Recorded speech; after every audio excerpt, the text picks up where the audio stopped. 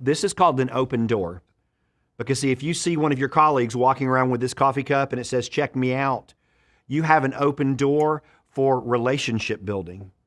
The number one aspect to being happy in your workplace, being happy in education, to staff stability and retention is relationships in the workplace. You see, teachers will drive an extra 20, 30, 40 minutes to be at a school if they've got positive relationships. And so I want to remind you with this Check Me Out cup that you got to walk through open doors, and it simply means paying attention. When you see your colleague walking around with a cat cup, you have an open door to have conversations with them about why they like cats, why you don't like cats. This also works with kids. When you have a child that comes in a Star Wars shirt, you have an open door.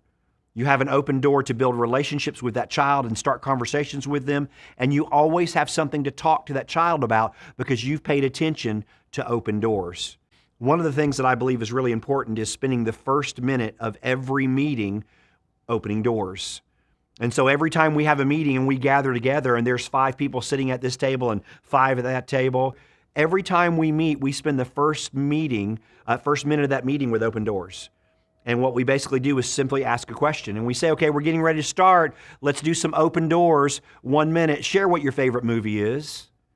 And for the first minute of every gathering, every meeting, every staff meeting, every team meeting, we spend the first minute opening doors to relationships.